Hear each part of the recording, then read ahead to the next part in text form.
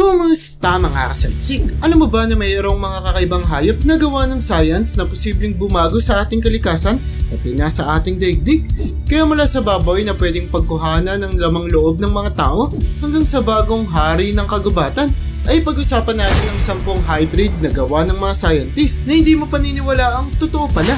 Kaya kung handa ka nang makilala ang mga ito ay simulan na natin. Number 10, taong baboy. Maniniwala ka ba kung sasabihin ko sa iyo na mayroong ginagawang eksperimento ang mga scientist na kahit pa talagang nakakadiring isipin ay posibleng makapagligtas ng buhay ng maraming mga tao? Ang proyektong ito ay ang paglagay ng genes ng tao sa mga baboy na magiging dahilan para ang lamang loob ng baboy ay halos maging katulad ng sa atin, kung kaya't dahil sadyang may kakulangan ng mga donasyon ng parte ng tao sa mga hospital kagaya ng puso, atay at iba pang lamang loob, ay posible nating kunin na lang ang mga ito sa mga baboy, kaya't hindi na maling magkakaroon ng kakulangan ng mga donor ng body parts sa ating mga hospital. Sa kasalukuyan ay matagumpay at kumpleto na ang proyektong ito, kung saan may mga ilang tao ang nagkaroon ng mga organs ng baboy sa loob ng kanilang katawan. Number 9, killer bees.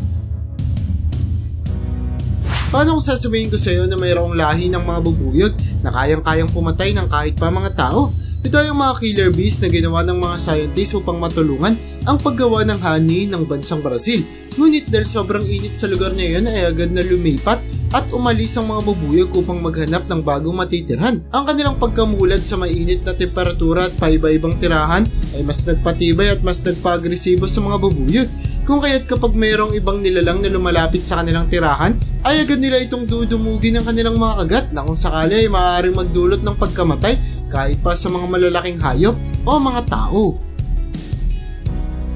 Number 8, Belgian Blue.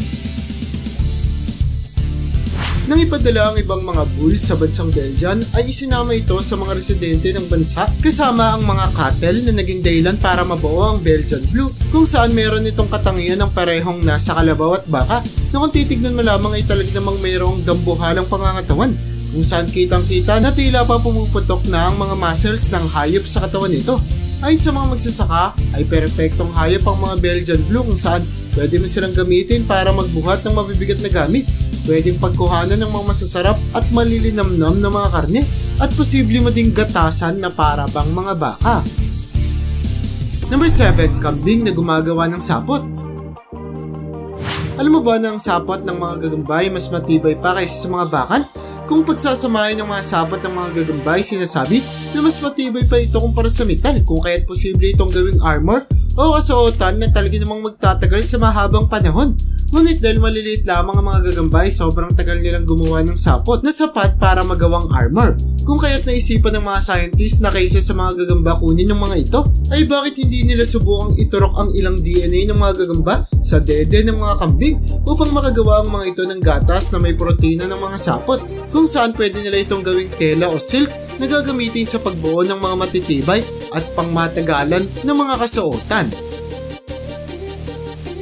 Number 6, zebroids. Tila ba sobrang nagustuhan ng mga scientists ang hayop na zebra dahil napakadaming mga eksperimento ang kanilang ginawa, kung saan hinahalo nila ang genes ng hayop na ito kasama ng ibang mga hayop, kung saan ang pinakasikat ay ang mga kabayo na naging dahilan para mabuo ang napakadaming mga iba't ibang nilalang na tinatawag ng mga zebroids. Ang mga zebroids ay grupo ng mga hayop na nagmula sa pinagsamang zebra at kabayo, kagaya na lamang ng zonkey at zers, kung saan makikita kung gaano na lamang kakaiba ang itsura ng magiging kalabasan pag pinagsama ang dalawang magkapareho ngunit magkaibang hayop na ito. Kakaiba at weird man tignan ng hayop ay sinasabing napakaganda ng kinalabasan ng pag-fusion na ito dahil nakuha ng hybrid na anak ang dalawang magandang katangian ng kanyang magulang, kagaya na lamang ng zers kung saan pwede mo itong sakyan na parang kabayo, habang mayroon naman itong malakas na pangangatawan at resistensya na parang sa mga zebra. Number 5, coy wolf.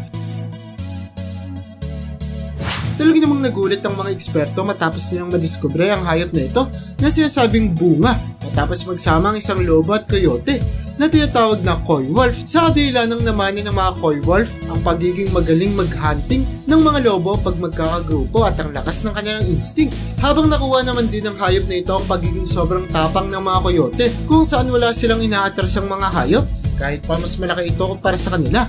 Dahil dito ay talaga namang makikita kung gaano na lamang katapang at kaagresibo ang mga Coywolf, kung saan pag nakita mo ito sa kalikasan ay talaga namang kakailanganin mo ng tumakbo ng mabilis, dahil pag nakaharap mo ang mga Coywolf ay posibleng malagay sa alanganin ang iyong buhay.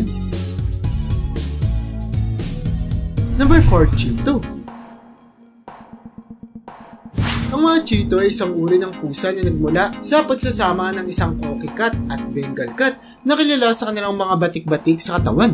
At dahil sa kanilang itsura ay talaga namang dapat mong asahan ng mga Cheeto ay meron ding batik-batik sa kanilang katawan na talaga namang mayaalin tulad mo sa mga cheetahs. Kahit nakamukha ng mga agresibong pusa ang mga Cheetos, ay kilala ang lahi ng pusa na ito sa pagiging malambing at palakaibigan, kung saan sobra din silang matalino, kaya't kaya nilang mabuhay at makareact sa kahit na anong sitwasyon. Kaya't kahit na mukhang mabangis ang pusa na ito, ay hindi mo sila kailangan pang katakutan. Number 3, Pomsky Dog. Kung nakikitan ka sa lahi ng aso na tinatawag na Husky, dulot na mukha silang mga lobo, ay sigurado akong magugustuhan mo ang bagong gawang lahi ng aso na tinatawag na Pomsky, kung saan pinaghalo ito ng lahi ng Siberian Husky at Pomeranian na naging dahilan para tila ba magkaroon ka ng maliit at cute na lobo bilang iyong alaga sa loob ng iyong tahanan.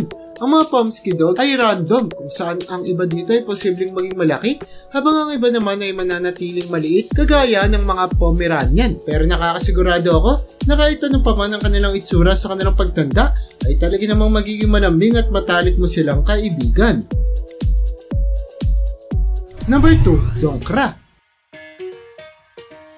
Talaga namang napakadaming mga hayop ang posibleng mahalo sa mga zebra, dahil kagaya ng mga Zors ay mayroon ding naganap na pagsasama sa isang zoo sa bansang China na talaga namang gumulat sa lahat, kung saan nagkaroon ng pagtatalik ang isang lalaking donkey sa isang babaeng zebra na naging dahilan para mabuo ang Dongkra. Ang Dongkra ay mayroong mga problema mula noong ipinanganak siya, ngunit agad naman itong nasolusyonan ng kusa noong tumanda ang hayop. At dahil sadyang kakaiba at hindi inaasahan ang pagsasama ng dalawang hayop na ito ay talaga namang rare at sobrang bihira lamang itong makikita sa ating kalikasan. Bago tayo dumako sa una sa ating listahan ay tignan ang kakaibang nilalang na ito na tila ba pinaghalong ahas at daga, kung saan ayon sa kumuha ng retrato ay gawa niya daw ito sa kanyang laboratorio. Matapos pagsamahin ng genes ng dalawang hayop, sinubukang questionin lalo na ang scientist na ito, ngunit dahil wala pa siyang kahit anong komento tungkol sa kakaibang nilalang na kanyang ginawa, ay kakaunti pa lamang ang nalalaman tungkol dito. Number 1, Liger.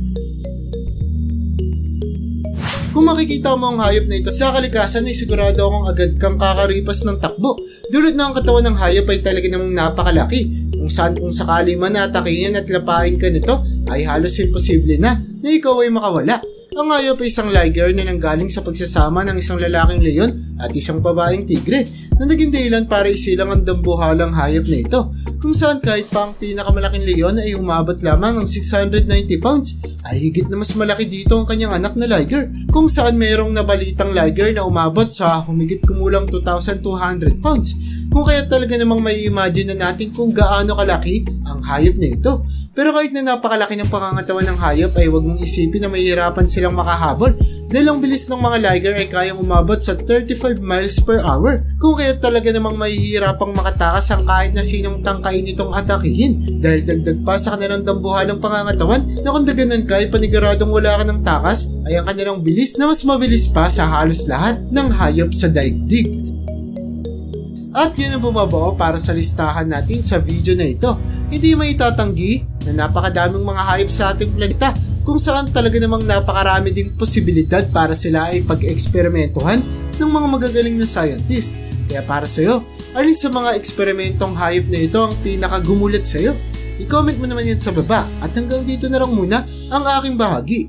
Hanggang sa muli mga kasaliksik, maraming salamat sa panonood. See you in my next video.